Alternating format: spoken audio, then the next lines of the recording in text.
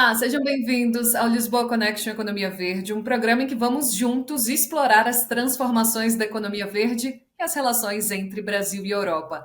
Eu sou Débora Fortuna, sou eu que vou te acompanhar nessa jornada para entender a economia verde e como é que isso está relacionado com crescimento econômico, preservação ambiental e também justiça social. E fica até o final, porque a gente vai ter participações aqui de startups que estão vivendo essa economia na prática. Aproveita, se inscreve no canal, clica no sininho também para não perder nenhuma notificação. O Lisboa Connection Economia Verde é um oferecimento do Porto de Suape. E a gente vai receber agora a participação de Alexandre Grossman, diretor da E-Metanol do Brasil, empresa subsidiária da European Energy, que produz o e-metanol, chamado metanol verde, uma alternativa de combustível verde e sustentável. Alexandre, muito obrigada pela sua participação. Seja bem-vindo aqui ao Lisboa Connection Economia Verde. Obrigado, Débora. É um prazer estar aqui hoje e também agradeço a audiência dos nossos telespectadores. E, Alexandre, para a gente começar, por que a economia verde se tornou tão central nas discussões globais e como é que a e-metanol atua nessa questão? Bom, a questão da economia verde ela tem gerado um interesse crescente da sociedade e dos governos. Acho que tem um alinhamento, um entendimento que é um problema de cunho social e econômico, né? E por causa desses diferentes problemas, a Europa, principalmente, tem liberado discussões em relação a metas para mitigar a crise climática. E dentro do escopo dessas metas, é claro, você tem a regulamentação disso, né? Como é que você vai, de fato, atingir essas metas? Então, no contexto da economia verde, com a crescente discussão da regulamentação, isso acaba tendo uma importância muito grande. E como você falou, né? A gente já está falando de mudanças climáticas, então é um tema do futuro, mas já é um tema do presente, né? As discussões já estão sendo feitas para a gente melhorar esse futuro, né? Exatamente, não só as discussões estão sendo feitas, como ações estão sendo tomadas. A European Energy, por exemplo, na questão principalmente do metanol, do e-metanol, nós temos uma planta em operação, já na Dinamarca, foi o nosso primeiro projeto, e essa planta, na verdade, é a primeira planta em escala industrial de e-metanol do mundo. E queremos replicar esse projeto aqui no Brasil, numa escala um pouco maior, mas por mais que essa planta ela é muito importante, ela representa, de fato, um pingo no oceano. Então, muitos outros projetos têm que ter a decisão final de investimento e entrar em operação para que, principalmente os setores que são de difícil eletrificação, como é o caso dos setores hard to abate, que a gente chama, né? Esses setores também precisam descarbonizar. E quando você não tem a eletrificação como alternativa, soluções como o e-metanol ou outros derivados de hidrogênio verde viram uma pauta de extrema importância.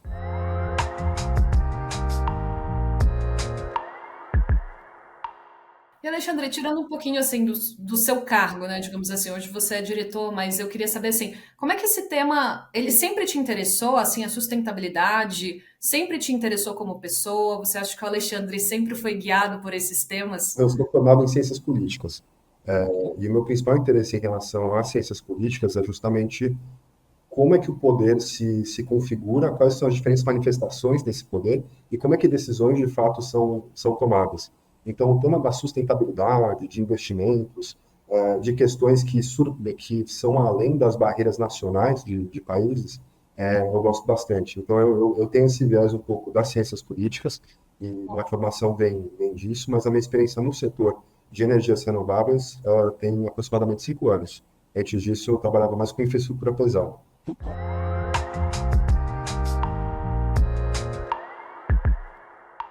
O e-metanol ele é apontado como uma das apostas assim, mais promissoras, né? Quando a gente fala de descarbonização e principalmente de descarbonizar setores como transporte marítimo, também aviação.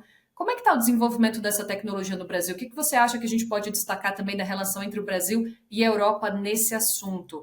Tem alguma espécie de compartilhamento de estudos, de informação, por exemplo, entre os dois continentes? A gente sabe que a Europa também está agindo muito, né, nesse sentido, nessa frente. O emetanol, ou o metanol, vamos dizer assim, ele já é uma realidade, né? Hoje a gente tem um consumo anual de metanol, de origem fóssil principalmente, de mais de 100 milhões de toneladas. Então, é não somente um combustível, como também um dos principais insumos da indústria de plásticos, por exemplo, para a fabricação de plástico. A questão é justamente como esse pessoal que usa o metanol hoje pode utilizar um metanol de menor pegada de carbono. Em relação à troca Brasil e Dinamarca, eu acho que tem uma questão mais da diplomacia, que isso aí eu não posso falar tão bem, é claro, mas eu sei que tem muitos acordos de cooperação, principalmente no Ministério de Minas e Energia, com a contraparte dinamarquesa, mas eu acho também que parte desse aprofundamento das relações vem justamente pelo setor privado. E aqui no Brasil, por exemplo, o nosso projeto de swap, que é um aprendizado para o setor público, que está fazendo a regulamentação disso, tem ensejado em trocas muito interessantes e muito bacanas de acompanhar. Em agosto desse ano, por exemplo, eu acompanhei uma equipe do CPRH, que é a Agência Ambiental do Estado de Pernambuco, que foi visitar em loco a nossa produção de caça, justamente para entender melhor como é que funcionava o processo e se sentir mais confortável em seguir adiante com o licenciamento do projeto. E em setembro daquele ano, setembro deste ano, né, nós obtivemos a licença ambiental prévia para o projeto SWAF, que é a primeira licença desse tipo no Brasil para fabricação de metanol. Então é um marco muito grande para a empresa, mas tem o Estado de Pernambuco, que avançou no seu entendimento, no seu arcabouço regulatório. E eu diria que essa viagem para Cássio foi fundamental para trazer esse conforto para os gestores responsáveis por isso. E eu acho que ao longo do ciclo de desenvolvimento desse projeto, nós teremos outras trocas desse tipo, outras trocas de conhecimento desse tipo, e os dois países só têm a ganhar com isso. Ah, que interessante. Assim, a gente fala muito sobre esse trabalho, né, em torno do metanol. A gente sabe também que tem muitos desafios, mas eu acho também que a gente tem muitas oportunidades, né, para esse avanço de uma economia de baixo carbono.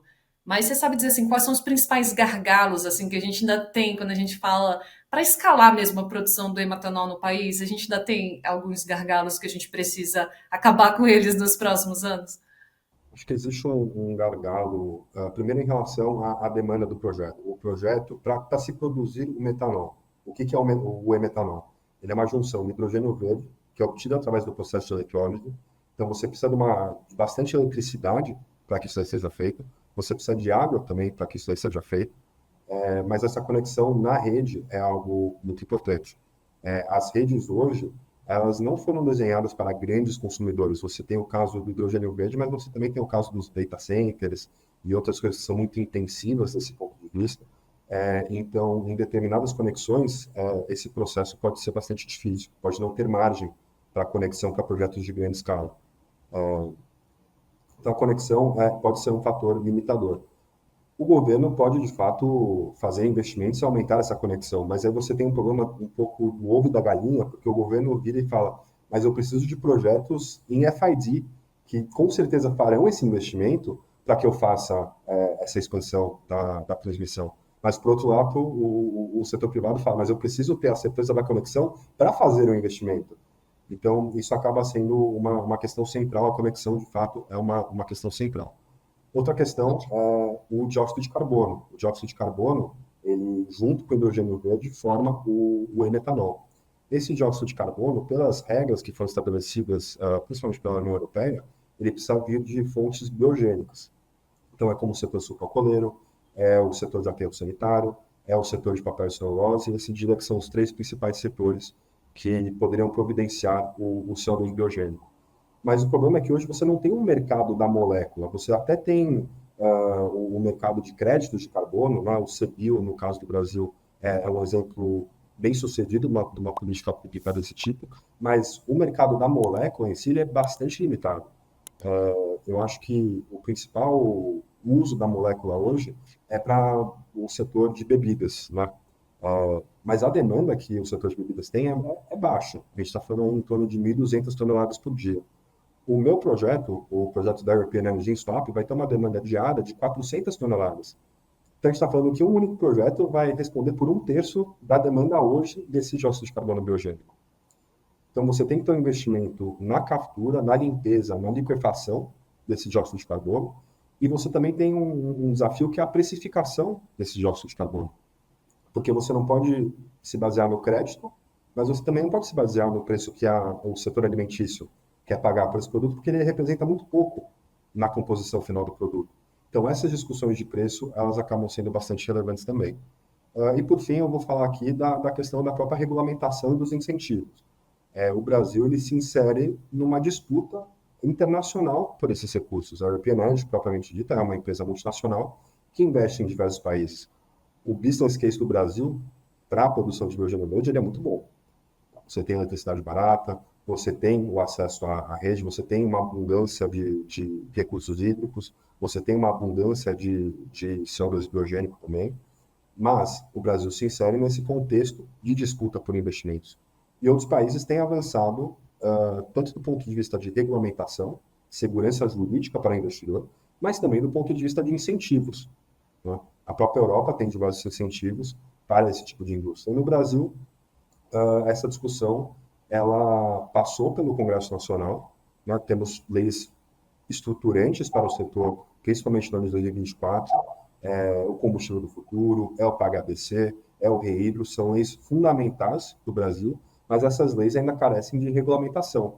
E nós estamos aguardando ansiosamente a regulamentação, tanto do Ministério da Minas e Energia, como da ANP, e como o próprio Ministério da Fazenda, que vai ficar responsável mais por esse lado fiscal da coisa. Então, o Brasil precisa que essa regulamentação saia do papel, para que as empresas tenham clareza em relação às regras do jogo e tenham clareza em relação a que tipo de suporte poderão implementar no business case.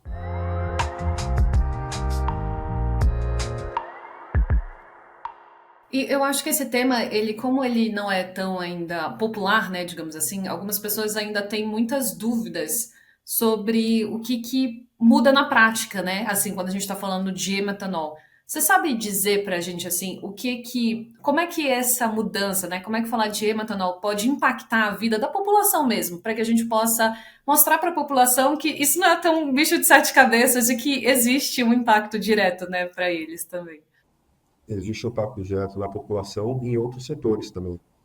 Investimentos, aqui eu não vou nem falar somente de metanol, mas o que a gente chama do guarda-chuva de Power to X, que são os derivados de hidrogênio verde, todos esses investimentos eles reverberam muito além do perímetro da planta, né? O investimento em energia renovável, seja solar ou seja eólica, para o consumo do projeto, é um investimento na captura, limpeza e liquefação do CO2, que dialoga diretamente com o setor do agronegócio, de uma forma geral. E é claro que esses investimentos eles geram emprego e renda para a população, e são empregos de alta capacitação técnica. Então, não são empregos, são empregos que trazem muito valor agregado. Então, o Brasil, com esse tipo de projeto, ele se posiciona para a neoindustrialização, para a formação de bases tecnológicas sustentáveis, com base na formação e capacitação de recursos humanos da própria população. E na sua visão, assim, o que o Brasil precisa fazer hoje para não apenas acompanhar, mas liderar a economia verde nos próximos anos? Acabei mencionando isso um pouco. O Brasil, e aqui eu digo o Poder Executivo, o Poder Legislativo, e as agências de regulamentação, nós precisamos de regras claras, que tragam segurança jurídica para esses investimentos, e nós precisamos de uma regulamentação clara que construa em cima da legislação que foi passada pelo Congresso no ano passado. E aqui eu digo principalmente ao PHBC, que é o mecanismo que haverá um leilão, né, para projetos de hidrogênio verde, um subsídio, de fato, para a produção de hidrogênio verde ou outros tipos de hidrogênio. E o setor privado precisa de regras claras de como se dará esse leilão e em que tempo se dará. Não somente como, mas quando.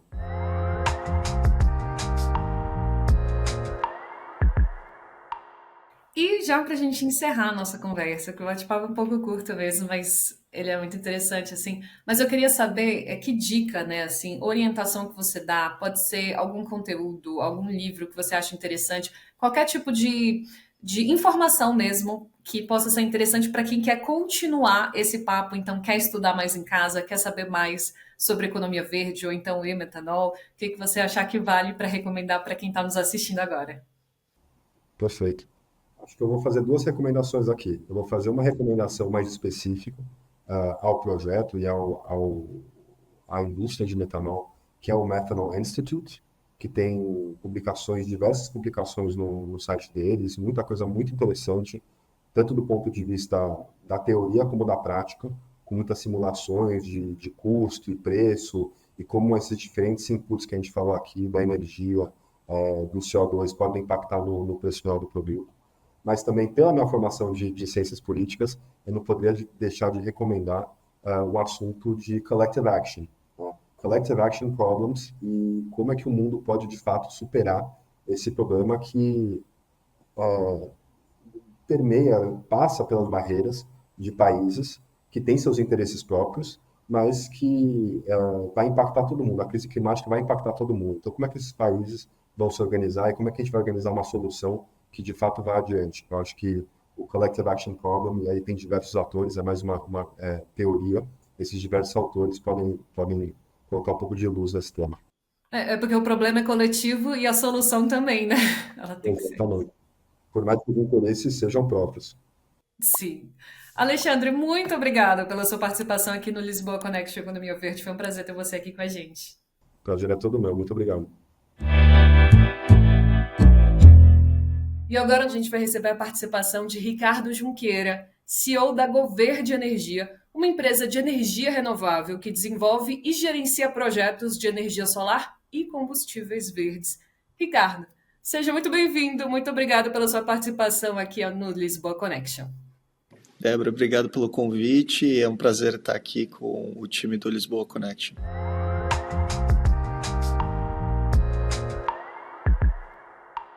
Ricardo, para a gente começar, eu queria começar, na verdade, com uma pergunta muito básica, né? Que é, o que é essa economia verde que a gente tanto está falando? Você sabe explicar para a gente?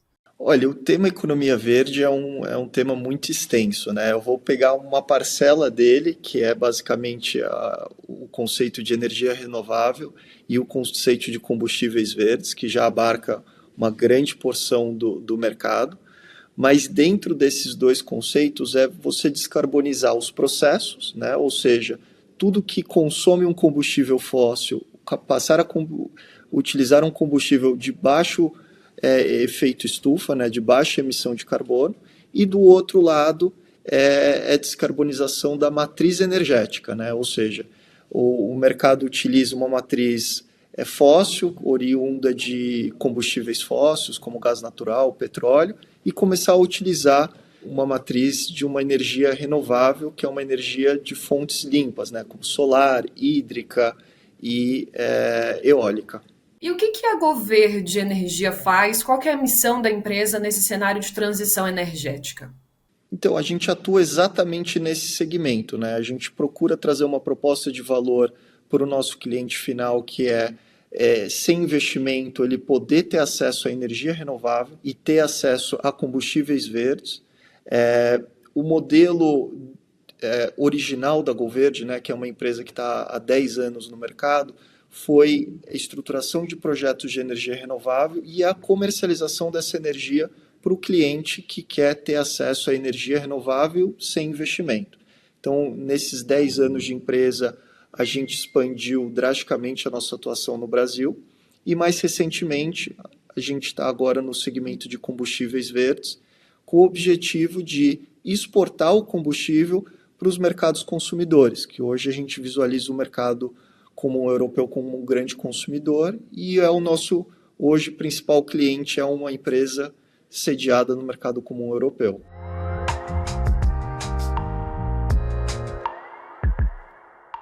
Inclusive era uma das minhas perguntas, porque a gente fala muito no Lisboa Connection sobre essa relação, né, entre o Brasil e a Europa. E a gente vê a Europa, né, se planejando para liderar esse modelo para a economia verde. Então eu queria saber de você também o que a gente pode aprender com eles, né? E também o contrário, assim, o que eles podem aprender conosco e se realmente existe esse mercado lá fora.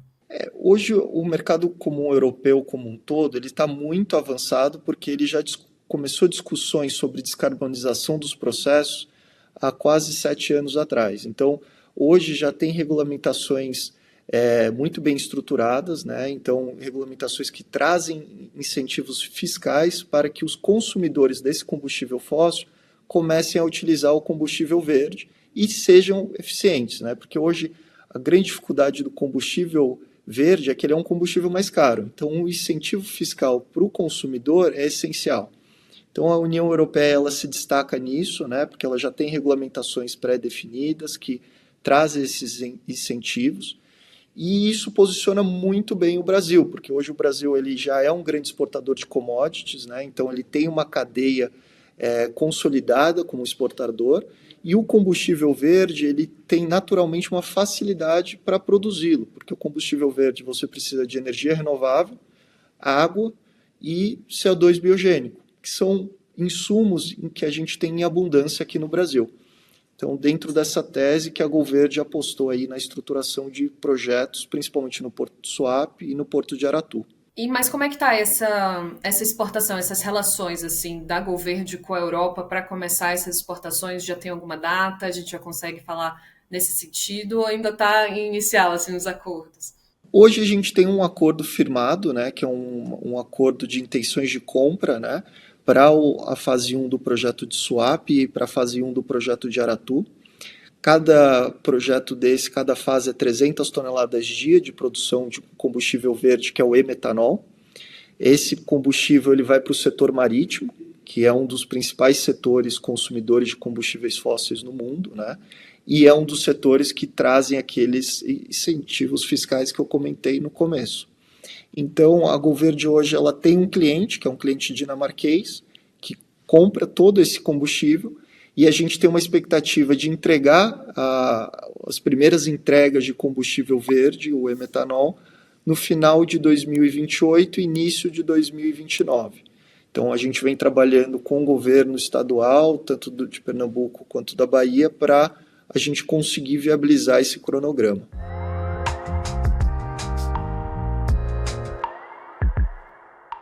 Inclusive, Ricardo, falando já sobre o e-metanol, a Golverde anunciou que vai criar uma planta de e-metanol lá no Porto de Suape. Explica pra gente o que é isso, como é que funciona e como é que esse projeto também está relacionado a essa descarbonização no Brasil? O projeto de Suape é o nosso principal projeto, é o nosso projeto que está mais evoluído. Ele é um projeto que nasce com o objetivo de produzir o e-metanol e o e-metanol nos parâmetros de qualidade solicitados pelo mercado comum europeu. Então, isso envolve diversos quesitos, desde a nossa cadeia de suprimentos, da tecnologia embarcada e de todos os parceiros que vão levar esse e-metanol até o mercado comum europeu. E dentro desse conceito, a Golverde procurou estruturar um projeto que fosse referência nacional em termos de escala. Então, hoje, 300 toneladas por dia, que é a fase 1 desse projeto, né? Fase 1 que a gente almeja produzir de final de 28 para 29, ela já seria o maior projeto do Brasil, e a gente pode expandir esse projeto em 3 fases, para chegar em 900 toneladas dia. Então, é um projeto que a gente está investindo uma quantidade relevante de recursos, vai ser investido 2 bi de reais até 2028. Então, é um projeto aí que a gente está muito focado para entregar o mais rápido possível. Até porque a gente está falando sobre o futuro, mas a gente também está falando sobre o presente, né? Então tem que ser rápido, né? Também. E muito os consumidores, né? Eles têm uma atratividade de consumir esse combustível o mais rápido possível, porque eles têm um incentivo fiscal que é dobrado pela regulamentação europeia para todo consumidor que consome combustível verde antes de 2034. Então ele tem um incentivo econômico muito grande para fazer isso, né? E do outro lado, para nós é muito importante a gente estabelecer as parcerias comerciais, né? Que hoje estão dentro de um contrato que é uma promessa de entrega em 2028 para um contrato já operacional. Nosso objetivo maior é realmente entregar isso o mais rápido possível. Claro que existem os desafios, né, de estruturar um projeto desse tamanho e dessa escala.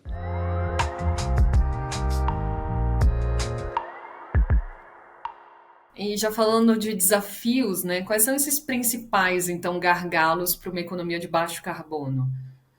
Deve ter muitos. Eu vou pegar alguns principais, né? Pegando esses aprendizados que a gente viu do mercado comum europeu, a gente acredita que ter uma regulamentação muito bem estruturada para que tanto o consumidor quanto o produtor tem incentivos para estruturar esses projetos, né? Então, o consumidor ele precisa ter um incentivo econômico e para que aquele combustível que é verde, que já tem todo o seu apelo de sustentabilidade, seja viável dentro da estrutura comercial dele. Então, Acho que isso é um ponto importante para que o mercado cresça, mais países adotando as mesmas diretrizes, que hoje o mercado comum europeu é o líder. Além disso, uma evolução tecnológica que é natural, que a gente vê que quanto mais projetos forem sendo desenvolvidos, o custo de produção tende a cair. Esse custo de produção caindo, o combustível se transforma em mais eficiente, mais econômico e mais acessível. Então, a gente acredita de uma forma holística, assim, bem geral, esses dois quesitos são pontos que vão fazer a matriz energética mundial mudar de forma drástica, né? E que tipo de investimento assim, ainda é necessário para ampliar, por exemplo, a inovação em tecnologias verdes aqui no Brasil, principalmente? Olhando o nosso cenário do nosso país, é muito uma visão de investimento em inovação. Se a gente pegar o percentual do PIB que o Brasil investe em inovação, isso o setor público e privado, ainda é um percentual baixo, tá? Você vê países como a Alemanha, que hoje é um dos principais países em termos de provimento de solução para a produção de hidrogênio verde e metanol, o percentual do PIB que é investido em energia, em tecnologia industrial e tecnologia para o segmento de combustíveis verdes é muito relevante. Então, é necessário que seja feito um ciclo de investimento para criar essa base, né, para que depois essa base possa gerar novas e futuras inovações. Eu acho que o Brasil ele tem um quesito muito favorável na cadeia de suprimentos, muita eficiência ali na produção, em insumos, e principalmente o custo de energia aqui no país e tudo que envolve a estruturação do projeto no país. Isso a gente vê um custo muito eficiente, mas do outro lado um baixo quesito de investimento em tecnologia nacional e inovação. Então, muitas vezes essa tecnologia tem que ser importada e a gente não consegue desenvolvê-la aqui no Brasil. Mas dá para a gente falar que o Brasil pode liderar esse assunto, liderar mesmo a economia verde no mundo, ser um país referência? Você acha que a gente consegue? Olha, em termos de projetos e eficiência de projetos, sim, tá? Eu vejo que o Brasil tem todos os quesitos para que o custo de produção de um e-metanol, por exemplo, seja o mais baixo do mundo. Isso porque a gente tem uma cadeia de suprimentos em dólares relativamente barata, um custo operacional relativamente barato em dólar. Do outro lado, a gente tem várias barreiras, que é o custo tributário, a questão de tecnologia não ser uma tecnologia nacional, ser uma tecnologia que tem que ser importada. Então, isso são quesitos que jogam contra, e o fato de não ter um consumo nacional relevante ainda de combustível verde ou de um interesse em consumir um combustível verde, porque a gente ainda não tem uma política fiscal que traz incentivos para que o industrial, para que o grande consumidor do combustível fóssil consuma esse combustível verde e seja barato para ele. Hoje é muito caro para ele consumir esse combustível. Então, eu acho que, de um lado, a gente tem um posicionamento estratégico muito relevante, mas do outro, a gente precisa de uma visão governamental mais estratégica para que o Brasil crie esse consumo nacional, que a gente hoje ainda não vê.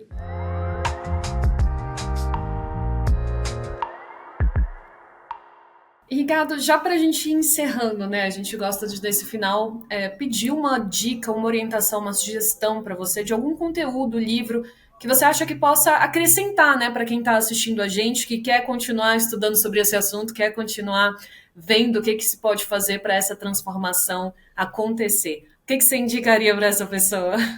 Olha, tem muitas vertentes, né, que eu acho que uma pessoa que é entusiasta do mercado pode começar entendendo a regulamentação europeia e qual que são esses diferenciais. Eu acho que tem duas regulamentações europeias ali que é um grande pontapé, que é a IMO, e a RED III.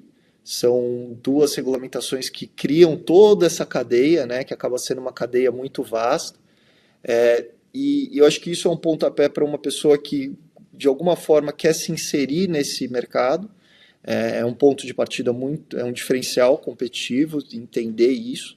Do outro lado, tem a questão de tecnologia, né, que é uma tecnologia muito inovadora, muito disruptiva, que às vezes vale muito a pena se aprofundar. Quem são esses produtores, quem são os principais players que estão dentro, dentro desse mercado do combustível verde ou energia renovável.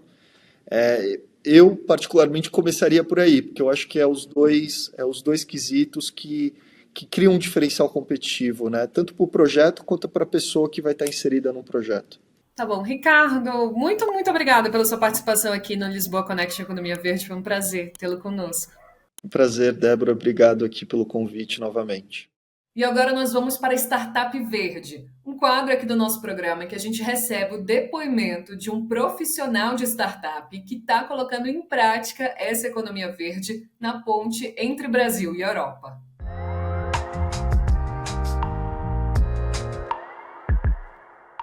Eu sou Gregory Maître, eu sou CEO da Morfo no Brasil, uma empresa de restauração em grande escala. A Morfo nasceu de uma constatação.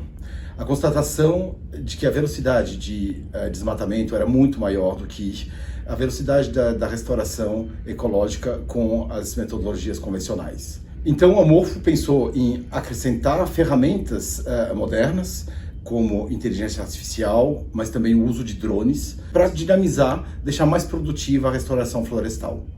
Para se ter uma ideia, um drone hoje consegue semear até 50 hectares de sementes por dia, quando na plantação manual de mudas, uma pessoa acaba conseguindo plantar meio hectare. Então a gente tem um fator de 100 em termos de produtividade entre a metodologia utilizada pela Morfo hoje e as metodologias tradicionais de reflorestamento. A Morfo nasceu na França, mas já com o pé na Amazônia, já que nossos primeiros projetos aconteceram na Guiana Francesa, que está inserida dentro do bioma amazônico. Durante os 2 primeiros anos de atividade, os esforços se concentraram realmente em pesquisa e desenvolvimento na França, com parcerias com o IRD, com o CIRAD, para galgar todo o conhecimento que existia sobre restauração de ecossistemas tropicais e subtropicais. Depois desses 2 anos, instalamos nossa empresa aqui no Brasil, e começamos a desenvolver parcerias localmente também, com a academia, por exemplo, com as universidades de São Carlos, a Universidade de Viçosa, mas também a Embrapa. E nosso time foi crescendo aqui no Brasil. Hoje a Morfo são quase 40 colaboradores distribuídos nos 2 continentes, na Europa e na América do Sul, trabalhando diariamente para tentar contribuir com a meta de 12 milhões de hectares que o governo brasileiro tem de restauração até 2030. Obrigada a você que nos acompanhou durante esse programa. Lembra de se inscrever no Amado Mundo e ativar as notificações para não perder as próximas conversas.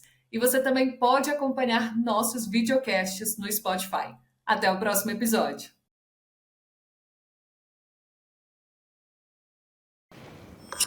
Tá com medo de estar vivendo na Matrix?